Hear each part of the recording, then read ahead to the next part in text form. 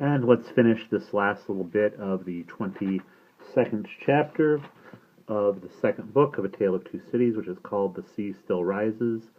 And apologies if you're watching along with these.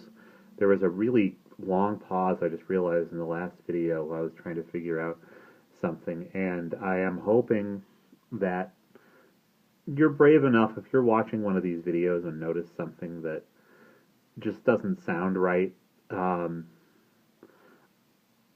I'm not against re-recording stuff, honestly, and that communication, that critique is fine. I take negative criticism along with the positive. I say just to flesh this video out, and yeah, I like talking to you guys through the comments.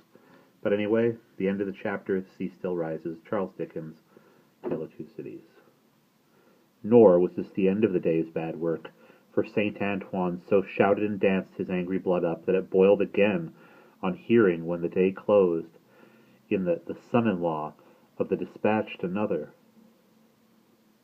of the people's enemies and insulters was coming into Paris under a guard 500 strong in cavalry alone. St. Antoine wrote his crimes on flaring sheets of paper, seized him, would have torn him out of the breast of an army to bear Fulton company, set his head and heart on pikes, and carried the three spoils of the day, in wolf procession through the streets. Not before dark night did the men and women come back to the children, wailing and breadless. Then the miserable bakers' shops were beset by long files of them, patiently waiting to buy bad bread, and while they waited with stomachs faint and empty, they beguiled the time by embracing one another on the triumphs of the day, and achieving them again in gossip. Gradually these strings of ragged people shortened and frayed away, and then poor lights began to shine in high windows, and slender fires were made in the streets, at which neighbors cooked in common, afterwards supping at their doors. Scantly and insufficient suppers those, and innocent of meat, as of other sauce, to wretched bread, yet human fellowship infused with nourishment into the flinty viands, and struck some sparks of cheerfulness out of them. Fathers and mothers, who had their full share in the worst of the day, played gently with the meringue children, with the meager children, and lovers, with such a world around them, and before them, loved and hoped.